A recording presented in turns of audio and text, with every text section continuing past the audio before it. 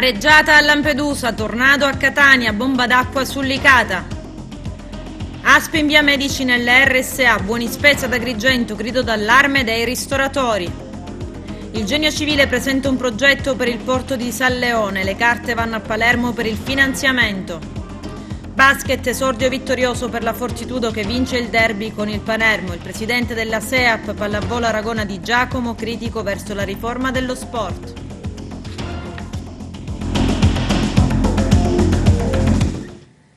Bentrovati gentili telespettatori al nostro appuntamento con l'informazione. Una mareggiata ha investito l'isola di Lampedusa provocando danni in porto a causa del cimitero delle barche con cui arrivano i migranti. Il servizio del nostro direttore Arturo Cantella. A Lampedusa, per via del maltempo che ha investito il weekend tutta l'isola, le barche dei migranti mai rimosse dal molo Favaloro per via della mareggiata le ha trasformate in schegge impazzite. In tal senso il sindaco Martello ha dichiarato: chiederemo i danni all'Agenzia delle Dogane e al Ministero dell'Ambiente. Martello ha inoltre affermato nel suo comunicato stampa come la forte mareggiata che ha investito l'isola di Lampedusa nella giornata di domenica ha provocato quello che purtroppo temevamo sarebbe successo, che ho denunciato più volte.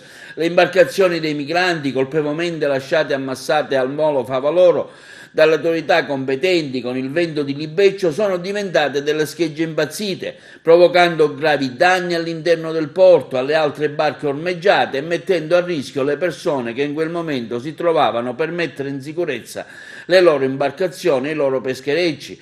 A questo si aggiunge il danno ambientale con detriti di ogni tipo che hanno riempito le nostre acque, i fondali e le nostre spiagge. Questa situazione, afferma Martello, è diventata inaccettabile. Sia chiaro, adesso non iniziamo a dire che la colpa è dei migranti. In questo caso la colpa è di chi dovrebbe smaltire velocemente quelle imbarcazioni, una volta giunte a Lampedusa, ad iniziare dall'Agenzia delle Dogane, che le prende in custodia quando vengono poste sotto sequestro dopo gli sbarchi. Anche nei mesi scorsi, afferma Martello, ho sollevato più volte la questione e grazie al Ministero dell'Interno era stato attivato uno straordinario intervento di rimozione e di smaltimento delle imbarcazioni, ma poi gli sbarchi sono proseguiti. La rimozione invece si è di nuovo fermata e il molo Favaloro si è trasformato ancora una volta in un cimitero galleggiante di imbarcazioni.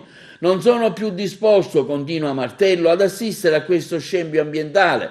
Se le autorità competenti non interverranno subito per rimettere in sicurezza l'area portuale e per ripulire le nostre acque, le spiagge e i fondali, e se contestualmente non si attiva un meccanismo in grado di smaltire automaticamente e costantemente le imbarcazioni dei migranti una volta giunte sull'isola, predisporrò un'ordinanza sindacale con la quale assumere direttamente in campo al Comune gli interventi necessari per garantire la sicurezza dei cittadini, delle infrastrutture e del nostro mare. Al tempo stesso, conclude Martello, la nostra amministrazione comunale chiederà un risarcimento all'Agenzia delle Dogane e al Ministero dell'Ambiente per i danni determinati dal loro inaccettabile immobilismo. Maltempo anche a Catania, ingenti danni. Il governatore Musumeci dichiara lo stato di calamità. Vediamo. Si fa la conta dei danni in Sicilia dopo il maltempo che nel fine settimana ha colpito Catania, Palermo e il Ragusano. Più gravi i danni nella periferia del capoluogo etneo a causa di una tromba d'aria che ha attraversato le contrade di San Francesco L'Arena, San Giuseppe L'Arena, il quartiere di Zia Lisa e il villaggio Santa Maria Goretti, a ridosso dell'aeroporto internazionale. Il violento nubifragio ha interessato varie zone del catanese e sono stati più di 50 gli interventi dei vigili del fuoco per soccorsi. Una tromba d'aria formatasi in mare ha attraversato il lungomare della Playa Catania, spostandosi poi nei rioni San Giuseppe L'Arena, San Francesco L'Arena e al villaggio Santa Maria Goretti, dove si trova l'aeroporto. Sui luoghi colpiti si è recato il presidente della regione Sicilia Nello Musumeci, accompagnato dal capo della protezione civile regionale Salvo Cocina, dal vice sindaco di Catania Roberto Bonaccorsi, dal comandante dei vigili del fuoco Giuseppe Verme e dal responsabile del corpo forestale della regione colonnello Luca Ferlito. Il governatore ha annunciato la proclamazione dello stato di calamità ed ha disposto un'immediata ricognizione dei danni subiti dalle civili abitazioni e dalle aziende in tutte le 3 province, per avanzare alla Protezione Civile Nazionale la richiesta dello stato di emergenza e il conseguente ristoro ai privati. Dobbiamo intanto procedere alla verifica, alla ricognizione dei danni. Sono danni a civili abitazioni, danni ad aziende e danni a infrastrutture. Questo è un compito che svolgerà la Protezione Civile regionale in collaborazione con quella del Comune di Catania e con i Vigili del Fuoco. Subito dopo procederemo ad una verifica degli interventi immediati da eseguire, soprattutto nelle abitazioni, per evitare disagi ai cittadini. Una stima dei danni molto approssimativa, almeno nella fase iniziale, e intanto la Giunta di Governo adotta la delibera per richiedere lo stato di emergenza dopo aver dichiarato lo stato di calamità. Stiamo verificando anche a Palermo e a Ragusa l'entità dei danni causati dal maltempo, a Catania accentuati i danni dalla tromba d'aria, come sapete, che si è accompagnata ad una abbondante quantità d'acqua e a venti a volte con raffiche particolarmente forti. Quindi è un momento difficile, dobbiamo conviverci con questo cambiamento climatico ed è per questo che mai come in questo momento la protezione civile ovunque in Sicilia, a livello regionale, provinciale e comunale, diventa il primo obiettivo al quale deve guardare l'amministrazione pubblica per rafforzare le strutture in termini di risorse umane e in termini di mezzi e di risorse strumentali. Una bomba d'acqua ha colpito Licata nella tarda mattinata di ieri. Dalle 12 alle 12:30 è venuta giù tantissima pioggia ed allagamenti si sono registrati in alcune zone del centro e nel quartiere Fondachello Playa. Tempestivo l'intervento del sindaco Pino Galanti e del vice sindaco Antonio Montana, che hanno diretto sul campo il lavoro della protezione civile comunale e delle associazioni di volontariato impegnate nel soccorrere un paio di automobilisti in panne e per togliere dalla strada alcuni pali della luce fatti crollare dal vento. Insieme all'ingegnere capo del comune Vincenzo Ortega, un sopralluogo a Fondachello Playa, zona da sempre soggetta ad allagamenti.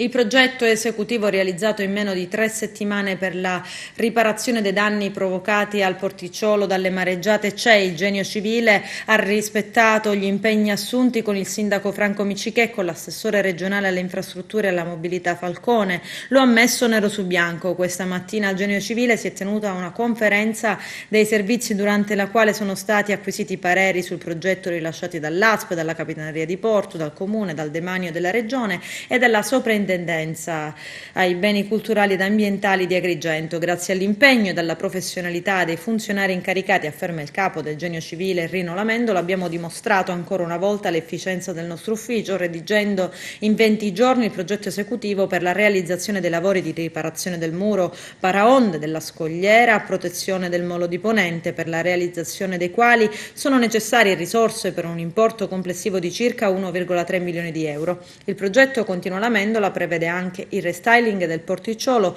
con la riparazione delle ringhiere e della pavimentazione danneggiata dalle mareggiate. È previsto anche un nuovo impianto di illuminazione che, unitamente alla collocazione di panchine e fioriere, trasformerà il molo di Ponente e il piazzale Nord in una sorta di belvedere sul porto, dove i cittadini potranno concedersi delle passeggiate di fronte al mare e delle piacevoli soste, fruendo della vista del porto e dei servizi dei chioschi bar della zona. In settimana il progetto sarà validato ed inviato all'assessorato regionale alle infrastrutture e alla mobilità affinché vengano stanziate dal governo Musumeci le risorse necessarie all'esecuzione dei lavori.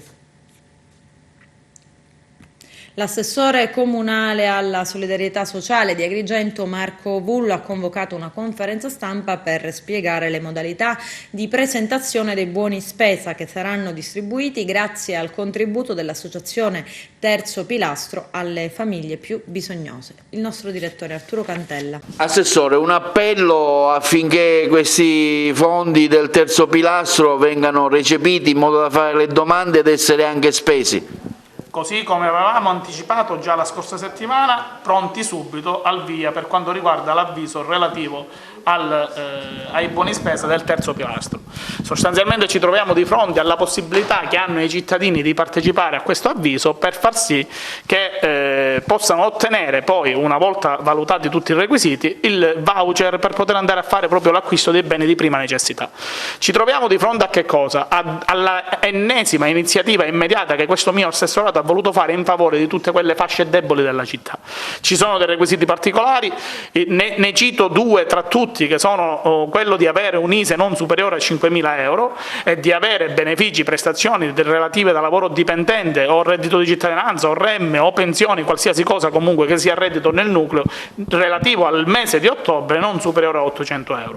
Questi due requisiti fondamentali sono quelli che danno l'accesso alla possibilità di avere il voucher. Successivamente stileremo una graduatoria dove verranno privilegiati i nuclei che hanno figli minori, dove, diciamo così, cercheremo di arrivare il più possibile a quelle fasce che hanno la necessità maggiore, e se la disponibilità in base al numero di domande sarà per tutti, ovviamente alla consumazione del budget iniziale, cioè i 100.000 euro che la Fondazione Terzo Pilastro, a cui va il mio ringraziamento, ha messo a disposizione, cercheremo di arrivare a tutti e soprattutto cercheremo di farlo prima delle festività natalizie, in modo tale che le persone possano, diciamo, ottenere il beneficio e fare dignitosamente anche un po' di spesa. Che le case di riposo e le RSA siano a rischio focolaio è emerso anche in provincia di Agrigento, a Sambuca di Sicilia e Campobello di Licata per la precisione. È evidente inoltre che gli ospiti delle strutture socioassistenziali siano coloro che una volta contagiati dal virus rischiano veramente la vita. L'ASP di Agrigento, cercando di correre ripari in applicazione alla circolare dell'assessore regionale alla salute, ha disposto di programmare una campagna di screening e un piano di controlli proprio per gli ospiti delle strutture socioassistenziali della provincia. Per farlo l'azienda sanitaria provinciale sta attivando dei teams composti da medici anche in quiescenza ed infermieri appositamente dedicate, 7 uno per distretto, i teams che verranno attivati in provincia, che saranno composti da 6 unità di personale medico reclutato dall'elenco di disponibilità dei medici bandito dall'azienda Policlinico di Messina. Nell'Agrigentino si stanno per reclutare dunque 42 medici e infermieri. Dell'organizzazione e programmazione degli interventi di controllo che funzioneranno a chiamata, così come della costituzione dei teams, si occuperà il direttore del Dipartimento di Prevenzione. A ciascun medico sarà corrisposta la somma di 200 euro lordi.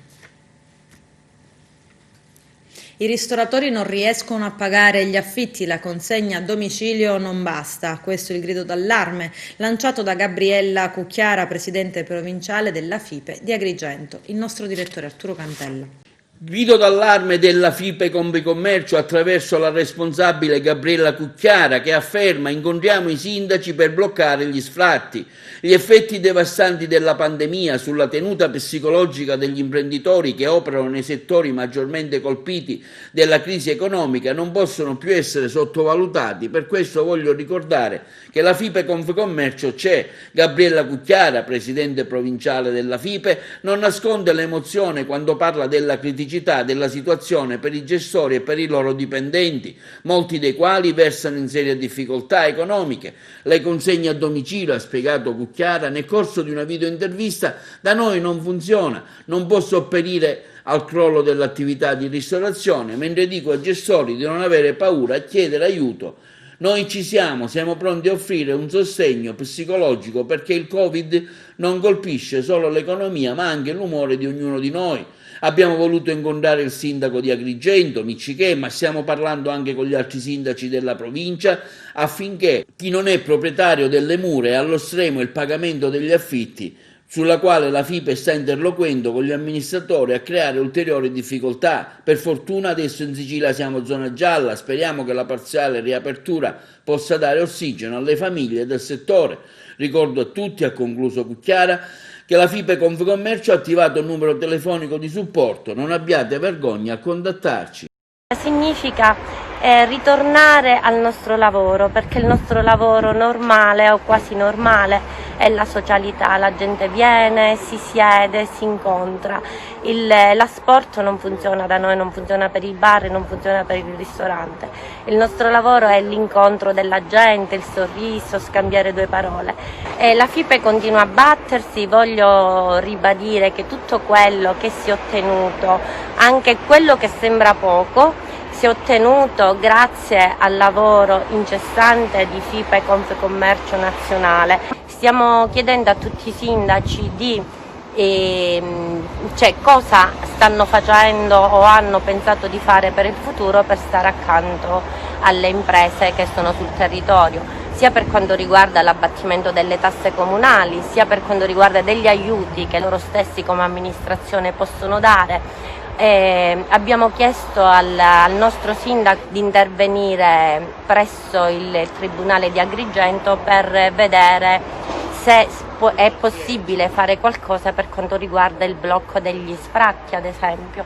Questa è una cosa grave che sta succedendo. Abbiamo degli imprenditori che già sono stati messi fuori dai loro locali ed è triste pensare di perdere tutti gli investimenti di una vita a causa di una pandemia, e quindi non è una cosa che dipende dagli imprenditori non voler pagare gli affitti. Un'altra cosa che mi sta tanto a cuore è un progetto che sto portando in giro, un progetto voluto fortemente dalle donne della FIPE, del nazionale. Questo progetto si chiama Pronto Ci Sono, è un numero verde a cui rispondono un team di psicologi. Questo vuole dare un supporto psicologico agli imprenditori, perché questo Covid-19 non ha influito solo economicamente, ma anche psicologicamente. Corsa per il DPCM di Natale, ma le regioni potrebbero non essere in linea con il governo. Vediamo. Dicembre è ormai vicino e con esso si intensificano le attese rispetto all'ormai prossimo DPCM che il governo entro il 3 dicembre dovrà mettere a punto per l'Italia tutta, ed il timore dell'esecutivo è che i governatori vogliano attaccare proprio l'impianto di misure anti-Covid nel complesso piuttosto severe, pensate, dei ministri per le prime festività di fine anno sotto pandemia. I presidenti di regione si vedranno oggi per cercare una linea comune. Le anticipazioni del ligure Giovanni Toti già fanno presagire una trattativa non facile, ristoranti aperti anche di sera, Natale e Santo Stefano e magari anche gli altri giorni clou. Un'idea che fa a pugni con il coprifuoco fissato alle ore 22 e con la chiusura dei locali alle ore 18, limiti che il governo sembra deciso a mantenere per tutte le festività.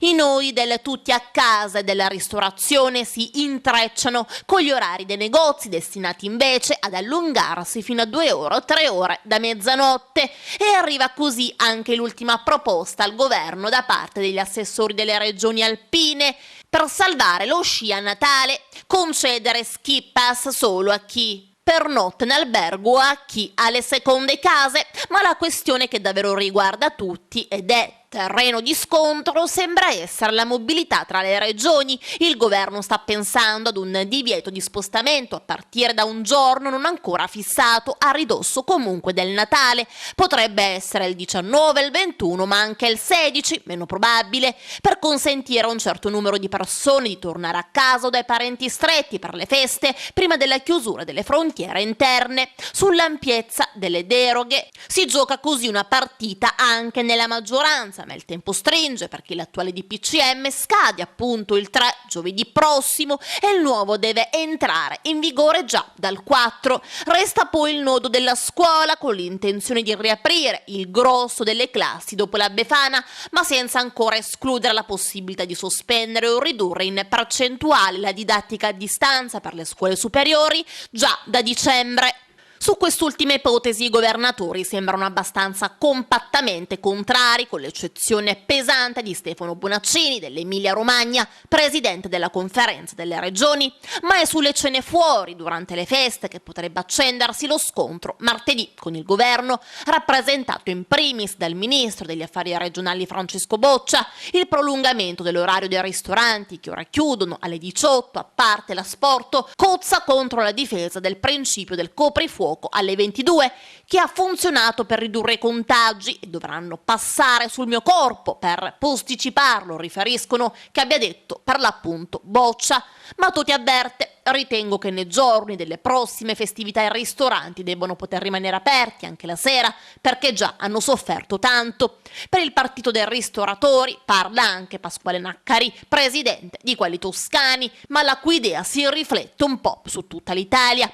Il Natale sarà rosso, rosso come i nostri conti, come il bollino che ci vuole mettere il governo, con tutte queste restrizioni che inducono l'opinione pubblica a credere che i nostri locali siano luoghi pericolosi. Dice: saremo rossi perché non potremo lavorare. Conciliare sicurezza sanitaria ed economia è difficile, infatti, ma l'obiettivo è unico, e per evitare la terza ondata dopo le feste, ora che la curva epidemica, con grande fatica e migliaia di vittime, sembra essersi un attimino stabilizzata.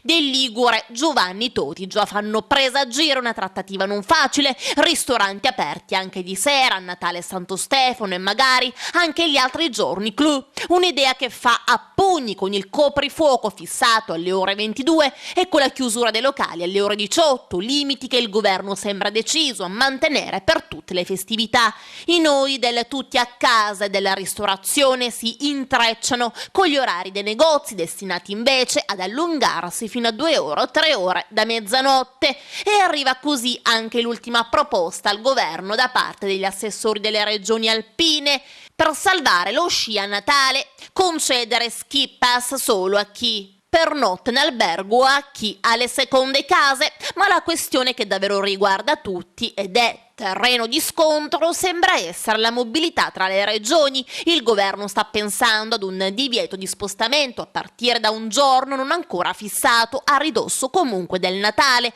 Potrebbe essere il 19, il 21, ma anche il 16, meno probabile, per consentire a un certo numero di persone di tornare a casa o dai parenti stretti per le feste prima della chiusura delle frontiere interne. Sull'ampiezza delle deroghe si gioca così una partita anche nella maggioranza, ma il tempo stringe perché l'attuale DPCM scade appunto il 3, giovedì prossimo, e il nuovo deve entrare in vigore già dal 4. Resta poi il nodo della scuola, con l'intenzione di riaprire il grosso delle classi dopo la Befana, ma senza ancora escludere la possibilità di sospendere o ridurre in percentuale la didattica a distanza per le scuole superiori già da dicembre.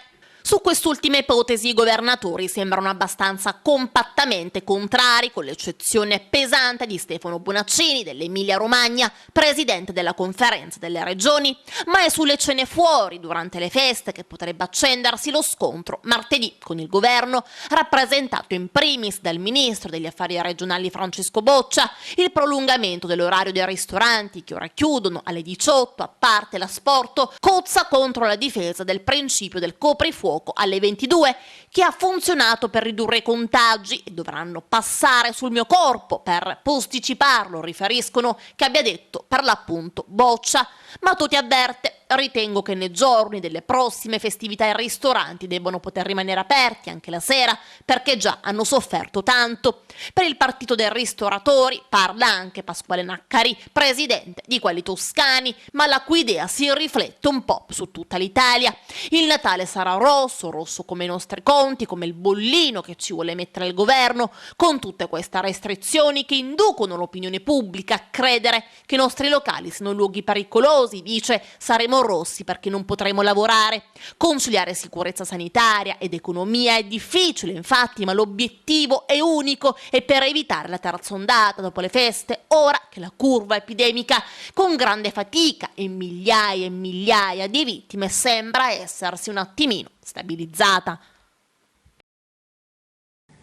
Il sindaco di Montallegro, Caterina Scalì, ha annunciato di essere guarita dal virus, sottoposta a tampone e risultata negativa. Lei stessa lo ha comunicato alla cittadinanza. Cari concittadini, si legge: sono lieta di condividere con voi che il risultato del secondo tampone è negativo. Grazie a Dio, alle vostre preghiere, prosegue il primo cittadino, tutto è andato per il meglio. Vi voglio ringraziare personalmente per i vostri messaggi e le vostre chiamate. Siete stati la migliore compagnia in questi giorni pieni di ansia e preoccupazione. Per maggior cautela starò a casa ancora qualche giorno. Domani sentirò, conclude il sindaco, il Dipartimento di Prevenzione del nostro distretto per poter tornare in sicurezza alla mia quotidianità.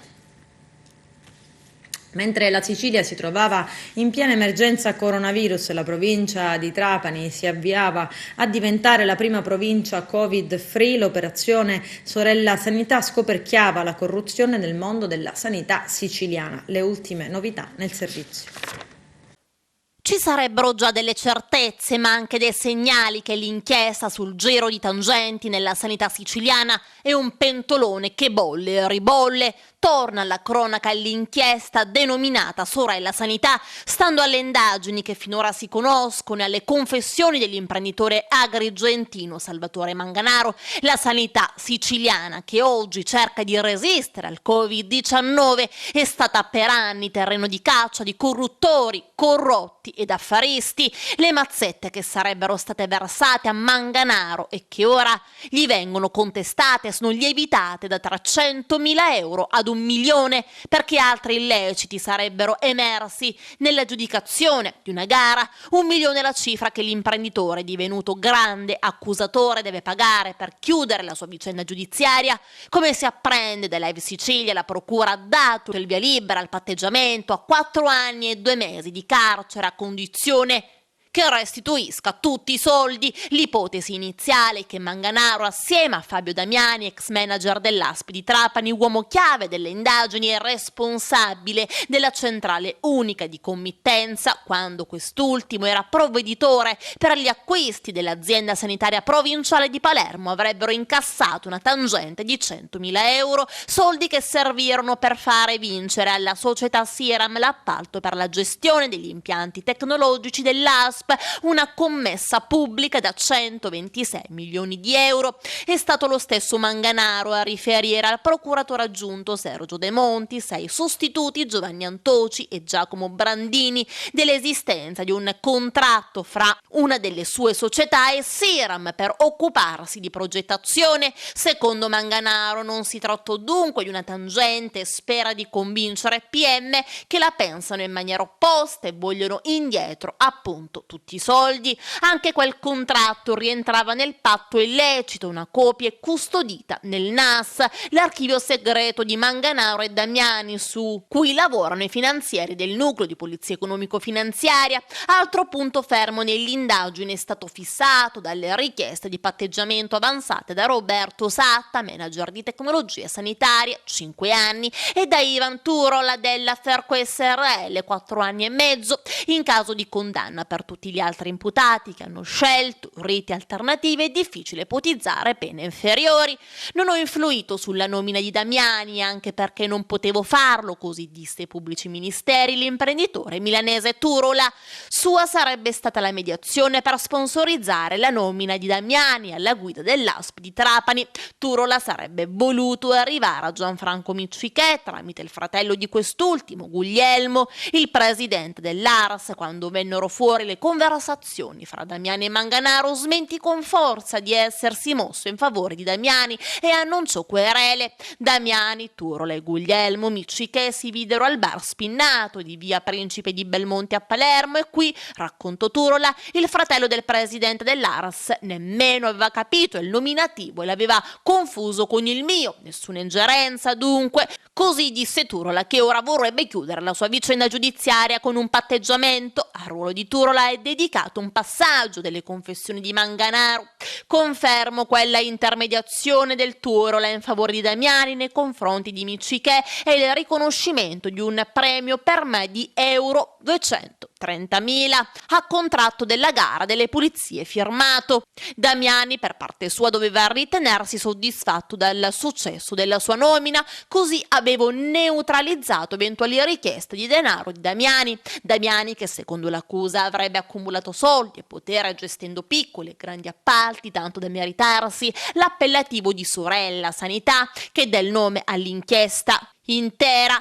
L'inchiesta copre un arco temporale che inizia quando era il centro-sinistra a guidare la regione. Tra gli indagati c'è l'ex manager Antonio Candela, divenuto simbolo della legalità nell'era Crocette, arriva fino ai giorni nostri ed è ancora una volta Manganaro a riferire che per gestire una gara si presentò un nuovo referente per una società di Catania che in quel momento era espressione di una compagine politica di centrodestra che da lì a poco avrebbe vinto le elezioni regionali.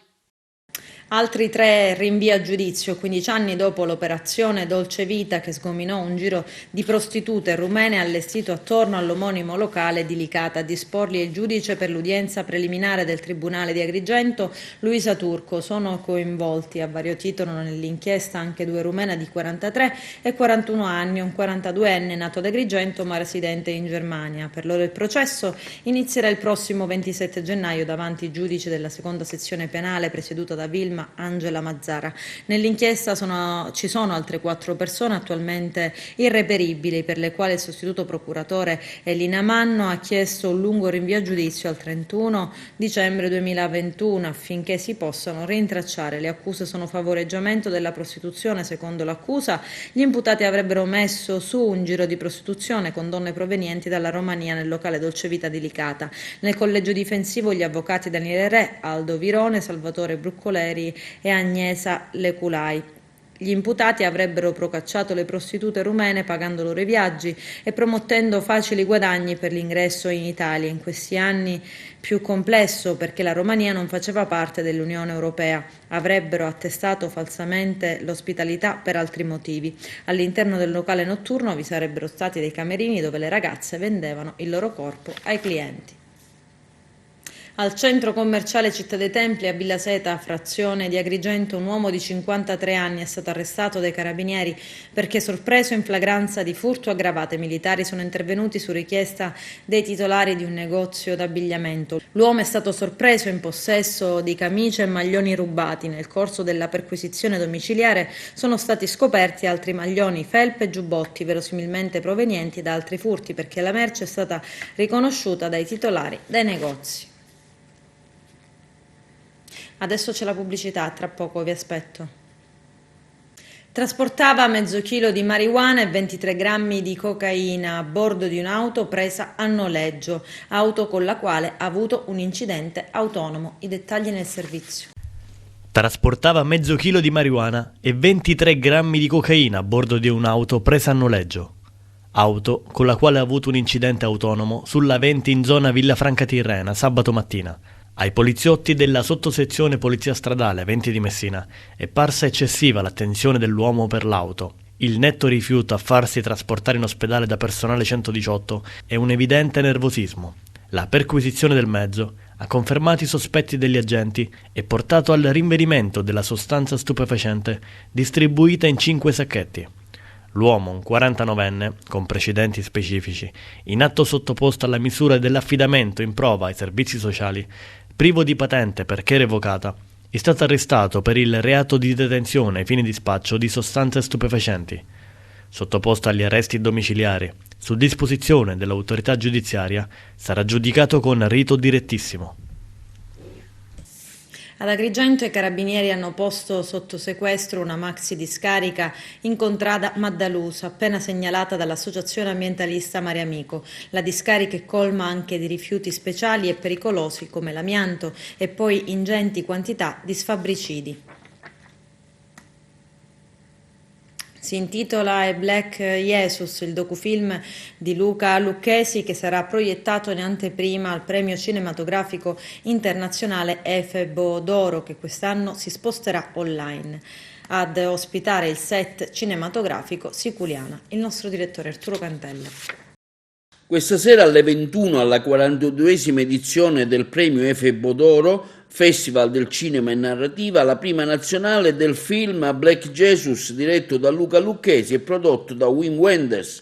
È un film che è più che un documentario, una storia di un paese, questo di Siculiana, che ama un Gesù nero, di un ragazzo nero ghanese, Edward, che sbarcato in Sicilia si imbatte in un Cristo del suo stesso colore e nella gente del posto che lo adora. La realtà dell'immigrazione, il film di cui parli è A Black Jesus, è un film il cui regista è Luca Lucchesi e la produzione di Wim Wenders.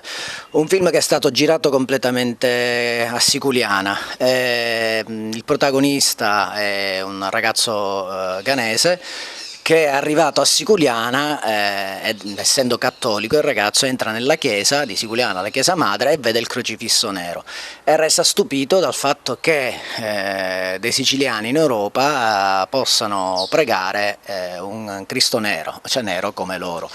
Sì, tutto il film praticamente gira attorno il paradosso, le contraddizioni che il paese di Siculiana vive nel momento in cui adora un crocifisso nero, un Cristo nero, e invece si pone in maniera ostile nei confronti di un centro di accoglienza, il centro Sicania, che allora era ancora aperto perché il documentario è un documentario film, si svolge nell'arco di 3 anni, le riprese sono svolte nell'arco di 3 anni e quindi si concentra su questo paradosso, il ragazzo che poi, il desiderio del ragazzo che si chiama Edward, che è quello di portare la bara del crocifisso durante la processione di Utrimaiu, che è la festa popolare che si svolge appunto il 3 maggio in quel di Siculiana. Il film è un bellissimo film che ha, ripeto, tante contraddizioni dentro, ma tanti spunti interessanti su cui riflettere. Per il nostro periodo, per il periodo che stiamo vivendo, per la problematica che affronta e per il fatto che sia girato proprio in una zona, in un luogo che noi conosciamo benissimo, è estremamente interessante. Estremamente interessante per come è girato, estremamente interessante la produzione e il fatto bello è che diciamo, non ci sono attori, cioè, ognuno interpreta se stesso. Io in questo film ho il mio ruolo di professore che svolgevo all'interno del centro Sicania, come tanti altri del posto di Siculiana, il fruttivendolo, il panettiere, tante persone, gli stessi operatori del centro Sicania che sono stati ripresi nel momento in cui svolgevano il proprio ruolo. Sono innamorata come crocifisso. I siciliani siamo stati degli emigranti, un popolo pure di emigranti.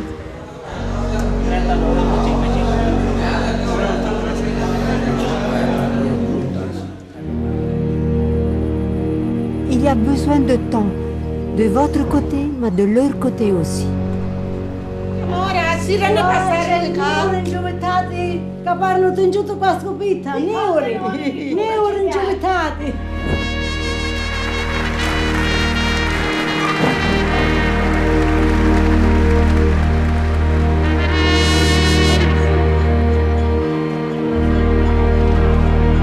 I wish to carry it because I want that African and European, we all became one because Jesus Christ is everybody.